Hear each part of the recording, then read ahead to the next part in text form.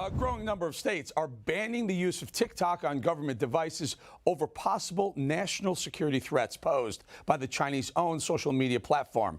Minors exposed to overtly sexualized content through TikTok and other important issues coming up. Let's bring in journalist from Rebel News, Ian Miles Chong, also friend of mine. Ian, welcome to the show. First time. I love the way you and I kind of line up on so many of these things. You're very passionate about what's going on at TikTok. Explain to the audience what the concerns are. Well, the concerns are, and thanks for having me on. Yeah, the concerns are that minors are being exposed to content that is of sexual nature, it's of mature nature. Some of it is violent videos of people fighting, and that seems to be the norm on TikTok. It's what's trending on TikTok. There have been a number of trends that have even led to injuries and even deaths of minors because they try to emulate what they see their favorite TikTok stars doing, be it swallowing cinnamon powder or even hanging themselves in what is known as the blackout challenge. Now that sounds scary, but it is what's trending on TikTok. And although TikTok has acted against these things, it's not before people have complained or tragedy has actually struck. So these things happen quite a bit, and TikTok doesn't seem to be proactive about it. Now, if you were to go to China and use TikTok over there, you wouldn't see any of this content. Instead, you would see, teachers giving math lessons to students from the space station. You won't see any of that in American TikTok or even global TikTok because it's not the content they want you to see. Yeah, they're very fascinating. So the challenges, the TikTok challenges, as you point out, the blackout challenge, they're trying to hold their breath, see how long they can do it. The eating the cinnamon challenge, some of the other challenges get downright dangerous. I think a climber just recently died filming a TikTok challenge as well. So we're talking content there, and very importantly, you point out, it's open to us here in America, so our kids are exposed to doing crazy crap, but not in China. Mm-hmm. So content.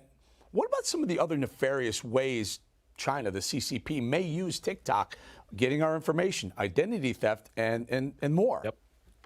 Absolutely. I mean, TikTok, by default, it tracks where you are. It has all of this information. It pulls it from your phone. It's even gotten in trouble with Apple, which has, to its credit, acted to prevent TikTok and similar apps from pulling data, whether it's personal or geographical data.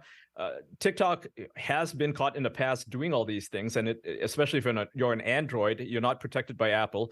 It has the ability to access all of this information, and it has gotten in trouble for it. So it's like, how many times are they going to cross these red lines before lawmakers say enough is enough? And it seems like a lot of lawmakers, GOP lawmakers in any case, are stepping up to stop this from happening. We've seen this recently with South Dakota, and now we're seeing this in Indiana, where they're actively pursuing 2 lawsuits against TikTok to prevent it from having as much of a control over people's phones and people's lives, because the last thing you want to do is to have this on, say, an active military base where soldiers are posting videos of themselves essentially giving up state secrets, right? That is a concern. And funny enough, like in Russia, you're not allowed to have TikTok if you're in the military. They ban you from using it. So why is it allowed in other countries? Why is it allowed in the West? Yeah, that's a question. Interesting. And also, there was one that, we know they geofence. In other words, the app will follow you where you are, and they'll gear content towards you depending on where you are. Geofencing. I get it. A lot of apps do that. But there was a concern that with TikTok specifically, that the Chinese government or whomever, again, CCP is a partner in every private company, allegedly private. There's no such thing as a private company in China. So the Chinese government is involved in every company, every app, etc., so that the Chinese government may be tracking our kids, our locations 24/7, not just when you're on the app, but all the time. Is that a concern? Is that happening? That's 100% of a concern. I mean, and not only that, they track your trends, what your favorite foods are, where you go to eat, what your hobbies are, when you sleep. I mean, these are it doesn't seem like it's a big deal, and they're certainly not tracking individual persons. I don't think they're, that granular, but they're certainly tracking larger trends. So by having access to this information, it wouldn't be very difficult for them to figure out how to undermine any sort of society. I mean, this is information that, totalitarian governments wished they had, and now they do. It's all at their fingertips. And, the Chinese government has direct access to all of the data on TikTok servers. That's just by law. And the point is, and the point I'm trying to make, Ian, that it doesn't matter if you're in the app or you're actively using the app is still collecting your data or whatever That's data right. it is collecting.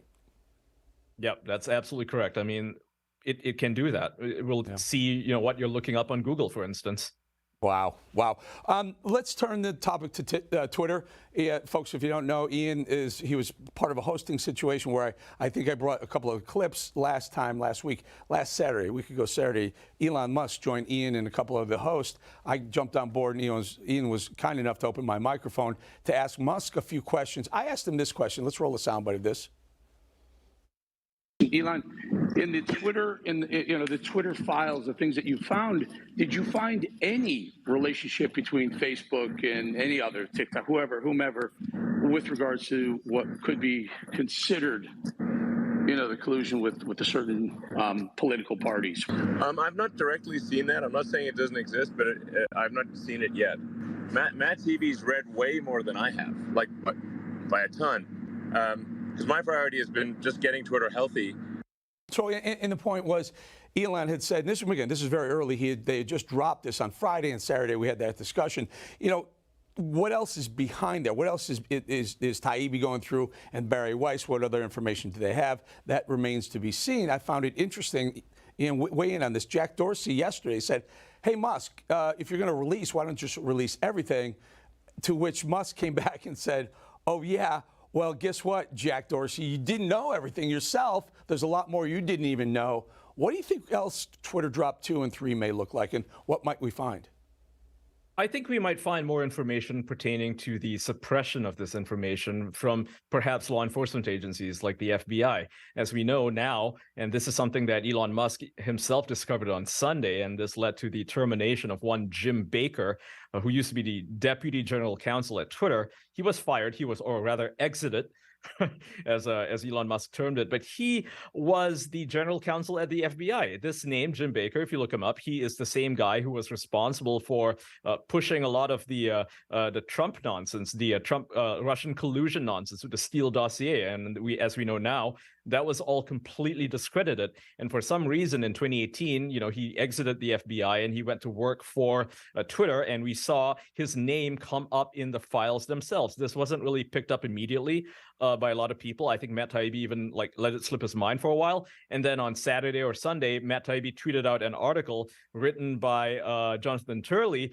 highlighting this exact person and what his role was in suppressing the New York Post article when it was first published. So that's the reason why he was let go. And now, we have good reason to think that he may have suppressed a lot more stuff, including the release of the Twitter files. Wildly interesting, and Baker was also part of the FBI group of lawyers that petitioned the FISA court to get a warrant so that they could tap into the Trump campaign headquarters and other things, likely illegally, but we don't find this stuff unless Taibbi drops it. Also, Taibbi dropped, coincidentally, Mr. Dr.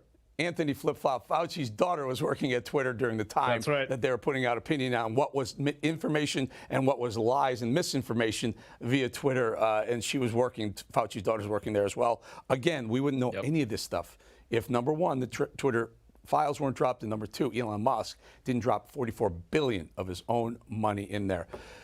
Ian, absolutely Miles right. Chalk, we love having you on. I want to bring you back. There's so much we want to talk to you about. Again, folks, there he is. Follow him on Twitter and other places. What is it? Still Gray, isn't it? At Still Gray on Twitter? Is that Still Gray. Follow this guy. He's brilliant. And good having you on. Thanks, Ian. Thanks for having me on. Happy to be here.